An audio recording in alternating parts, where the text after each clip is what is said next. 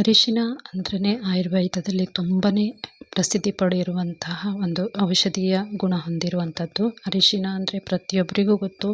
ಅಡಿಗೆ ಮನೆಯಲ್ಲಿ ಹಿಡಿದು ಸೌಂದರ್ಯವರ್ಧಕವಾಗಿ ಕೂಡ ಅರಿಶಿಣವನ್ನು ಉಪಯೋಗಿಸ್ತಾರೆ. ತುಂಬಾ ಔಷಧೀಯ ಗುಣ ಇರುವಂಥ ಆ್ಯಂಟಿಬಯೋಟಿಕ್ ಅಂದರೆ ರೋಗ ನಿರೋಧಕ ಶಕ್ತಿಯನ್ನು ಹೆಚ್ಚಿಸುವಂಥದ್ದು, ಚರ್ಮಗಳಿಗೆ ಕಾಂತಿಯನ್ನು ನೀಡುವಂಥದ್ದು, ಹಲವು ಆಯುರ್ವೇದಿಕ ಗುಣಗಳನ್ನು ಹೊಂದಿರುವಂಥ ಅರಿಶಿಣವಂತೂ ಅಮೃತಕ್ಕೆ ಸಮಾನ.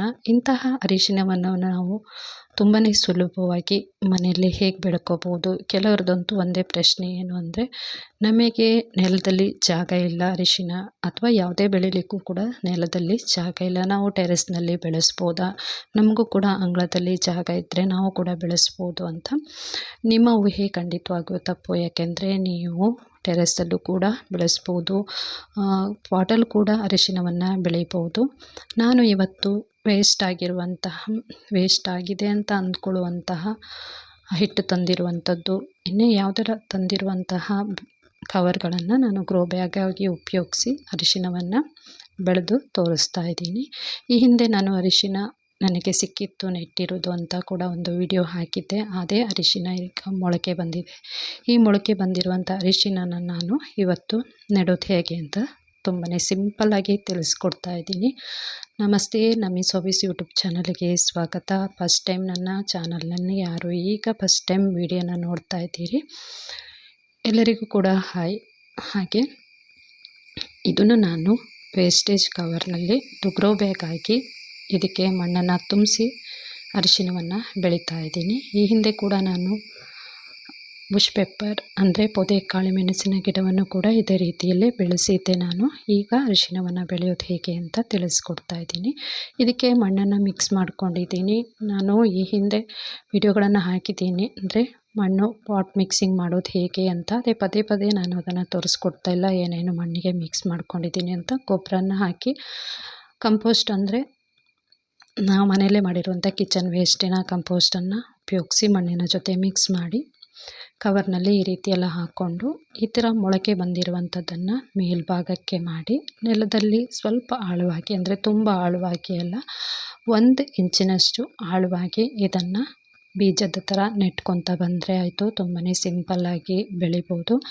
ಅರಿಶಿಣ ಯಾರಿಗೆ ಕೂಡ ಬೇಕಿಲ್ಲ ಹೇಳಿ? ಪ್ರತಿಯೊಬ್ಬರ ಮನೆಯಲ್ಲೂ ಅಡುಗೆ ಮನೆಯಲ್ಲಿ ಅರಿಶಿಣ ಬೇಕೇ ಬೇಕು. ಕೈಗೊಂದು ಗಾಯ ಆಗಲಿ ಅಥವಾ ಸ್ಕಿನ್ ಏನಾದರೂ ಅಲರ್ಜಿ ಆಗಿದ್ದರೆ ಅರಿಶಿಣವೇ ನಮಗೆ ಮೊದಲ ಔಷಧಿ. ಈ ಅರಿಶಿಣವನ್ನು ನಮಗೆ ಶುದ್ಧವಾಗಿ ಸಿಗಬೇಕು ಅಂದರೆ ನಾವು ಅಂಗಡಿಯಿಂದ ತಂದಾಗ ಏನಾದರೂ ಕೆಮಿಕಲ್ ಮಿಕ್ಸ್ ಆಗಿರುತ್ತೆ. ಶುದ್ಧವಾದ ಅರಿಶಿಣ ಇದ್ದರೆ ನಮಗೂ ಕೂಡ ಖುಷಿ ಅಲ್ವಾ? ಈ ರೀತಿ ವೇಸ್ಟೇಜ್ ಕವರ್ಗಳನ್ನೆಲ್ಲ ಉಪಯೋಗಿಸ್ಕೊಂಡು ಅದಕ್ಕೆ ಮಣ್ಣನ್ನು ತುಂಬಿಸಿ ಅರಿಶಿಣವನ್ನು ತುಂಬಾ ಸುಲಭವಾಗಿ ಬೆಳೆಸ್ಬೋದು.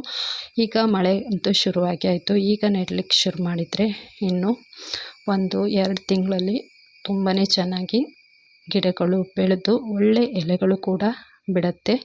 ಎಲೆಗಳಿಂದ ಅರಿಶಿಣ ಎಲೆಯ ಕಡುಬನ್ನು ಕೂಡ ಮಾಡ್ಬೋದು. ಅದು ತುಂಬಾ ಆರೋಗ್ಯಕ್ಕೆ ಒಳ್ಳೆಯದು. ಹಬೆಯಲ್ಲಿ ಅದನ್ನು ಬೇಯಿಸಿ ತಿನ್ನೋದ್ರಿಂದ ತುಂಬಾ ಆರೋಗ್ಯಕ್ಕೆ ಒಳ್ಳೆಯದು. ನನ್ನ ವಿಡಿಯೋದಲ್ಲಿ ಅಂದರೆ ನನ್ನ ಚಾನಲ್ನಲ್ಲಿ ಈ ಹಿಂದೆ ಅರಿಶಿಣ ಎಲೆಯ ಕಡುಬಿನ ವಿಡಿಯೋ ಕೂಡ ಹಾಕಿದ್ದೀನಿ ನಾನು. ಹಾಗೆ ಅರಿಶಿಣ ಬೀಜ ಎಲ್ಲಿ ಸಿಗುತ್ತೆ ಅಂತ ಕೆಲವರಿಗೆ ಪ್ರಶ್ನೆ ಬಂದಿರ್ಬೋದು. ಖಂಡಿತವಾಗಿಯೂ ಆನ್ಲೈನಲ್ಲಿ ಅರಿಶಿಣ ಬೀಜ ಸಿಗುತ್ತೆ. ಅದನ್ನು ತರಿಸ್ಕೊಂಡು ನೀವು ಗಿಡಗಳನ್ನು ಬೆಳೆಸ್ಬೋದು. ಹಾಗೆ ಫಸ್ಟ್ ಟೈಮ್ ನನ್ನ ಚಾನಲ್ನ ನೋಡ್ತಾ ಇದ್ದರೆ ಪ್ಲೀಸ್ ಚಾನಲ್ನ ಸಬ್ಸ್ಕ್ರೈಬ್ ಮಾಡ್ಕೊಳ್ಳಿ, ವಿಡಿಯೋಗೊಂದು ಲೈಕ್ ಮಾಡಿ. ಹಾಗೆ ನನ್ನ ಚಾನಲ್ನಲ್ಲಿ ಗಾರ್ಡನ್ ಬಗ್ಗೆ ತುಂಬಾ ಮಾಹಿತಿ ಇರುವಂಥ ವಿಡಿಯೋಗಳನ್ನು ಹಾಕಿದ್ದೀನಿ. ಎಲ್ಲ ವಿಡಿಯೋಗಳನ್ನು ನೋಡಿ ಒಂದು ಲೈಕ್ ಮಾಡಿ, ಹಾಗೆ ಒಂದು ಒಳ್ಳೆ ಕಮೆಂಟ್ ಕೂಡ ಹಾಕಿ. ನೋಡಿ, ನಾನು ಅರಿಶಿಣ ನೆಟ್ಟಾದ ಮೇಲೆ 15-20 ದಿವಸಕ್ಕೆ ಇದು ಮೊಳಕೆ ಬಂದು ಗಿಡ ಹುಟ್ಟಿದೆ. ಇದು ಸ್ವಲ್ಪ ಮೊದಲೇ ನಾನು ನೆಟ್ಟಿರೋದ್ರಿಂದ ಸ್ವಲ್ಪ ಎಲೆ ದೊಡ್ಡದಾಗಿದೆ. ಇದಕ್ಕೆ ಸ್ವಲ್ಪ ಮಣ್ಣನ್ನು ಕೊಡೋಣ ಅಂತ ಹೇಳಿ ಕೊಡ್ತಾ ಇದ್ದೀನಿ. ಈಗ ಕೂಡ ನೀವು ನೆಟ್ಟು ಇದನ್ನು ಬೆಳೆಸ್ಬೋದು ತುಂಬಾ ಚೆನ್ನಾಗಿ. ಇನ್ನೊಂದು 2 ತಿಂಗಳಲ್ಲಿ ತುಂಬಾ ಒಳ್ಳೆ ಎಲೆ ಬಿಡುತ್ತೆ. ಎಲೆ ಕೂಡ ಕಡುಬಿಗೆ ಸಿಗುತ್ತೆ. ಹಾಗೆ ಎಲೆ ಎಲ್ಲ ಒಣಗಿದ ನಂತರ ನಮಗೆ ಅರಿಶಿಣ ಉಪಯೋಗಿಸ್ಲಿಕ್ಕೆ ಸಿಗುತ್ತೆ. ಪೂರ್ತಿ ಎಲೆ ಒಣಗಿದ ಮೇಲೇ ಆ ಅರಿಶಿಣ ಬೆಳೆದಿದೆ ಅಂತ ನಾವು ತಿಳ್ಕೊಳ್ಬೇಡು. ವಿಡಿಯೋಗೊಂದು ಲೈಕ್ ಇರಲಿ. Thank you so much.